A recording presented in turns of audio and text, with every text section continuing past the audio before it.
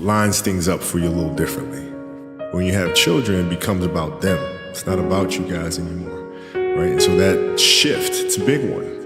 You know, it's one of kind of a selfishness together, and then to being absolutely selfless and doing anything you can for your kids. What I'm trying to do is create content to teach them first and foremost. That's why I started this whole thing, is just reading stories to them that I felt like didn't exist. I started writing probably about 17 years ago, so practicing every day. It was something funny about trying to distill a message down into 30 seconds or a minute, depending on the budget. You know what I mean? Yeah. Trying to say something important, trying to speak to the brand attributes, but also speak to something that's greater and that has a stronger message, stronger philosophical message. And how do you connect those dots? In today's world, there's so much clutter. It becomes harder for kids to try to weave through a lot of the crap that's out there to find stuff that's actually beneficial. It's about the metaphor that sports has for life. I mean, sports is the greatest metaphor we have in terms of dealing with life. Because even if you listen to music will give you guidance, right? That you can then meditate on and think about how you would apply it. In sports, you have to apply it in the here and now. You're faced with challenges moment to moment, like it's in the moment. So you have to live it. And when you practice those things, you become better at it. But I just feel like in this day and age, our children have become less imaginative about how to problem solve, and parents and coaches have become more directive in trying to mandate or give orders or teach kids how to think and teach kids how to behave and tell them how to behave versus teaching them how to behave. In terms of giving me stability and giving me confidence to say, okay, it's okay to fail because you're going to be loved no matter what. It doesn't just mean basketball. It means anything in life. It means writing. It means being an entrepreneur, having the confidence to go for it. I've seen too many parents do the exact opposite. That terrifies children, and children become paralyzed by their own fear because they don't have that security blanket of love and comfort, and understand that things come and go, emotions come and go. The important thing is to accept them all, to embrace them all, and then you can choose to do with them what you want versus being controlled by emotion. What am I afraid of? And then you kind of unpack it, and then it gives you the ability to look at it for really what it is, which is nothing more than your imagination running its course. You worried about letting your teammates down? Okay, have you let them down before? Oh, I'm sure, in practice and things of that nature, right? They're still there. And so when you're able to unpack it, you kind of look at it for what it is, which is really nothing. Don't hide from it.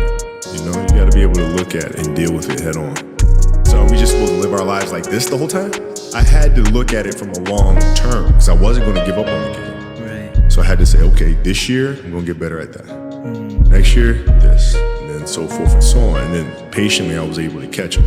Yeah. Kids, we tend to say like kids don't want to do the work, but in reality it's us when we're failing them because we're not leading them the right way and teaching them how to fish, you know what I mean? And so like the consistency of work, Monday, get better. Tuesday, get better. Wednesday, get better, right? And you do that over a period of not like 1 month or 2 months. I mean, it's 3, 4, 5, 6, 7, 8, 9, 10 years. And then you can get to where you want to go. I expected to win.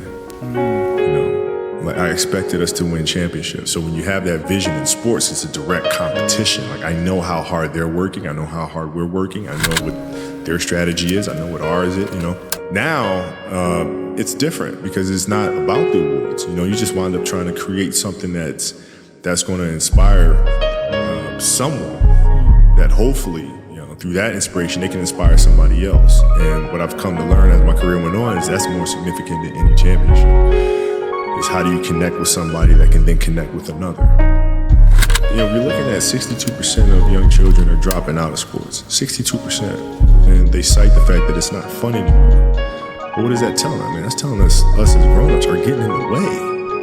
Get out the way. Let these kids be imaginative. Which, like in our stories, it's important that, there's a fantasy nature to it, right? But it's rooted in reality. Our job is to try to inspire the creativity inside of our children so that they can think through how to problem solve situations. So like when I coach my daughter's team, it's not about giving them answers.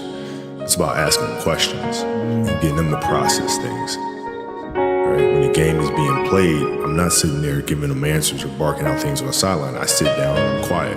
My assistant coach sits there and she's quiet. And the kids figure things out for themselves, or they don't. And then they come back and there's always questions, and then you kind of ask them more questions and you help them figure it out.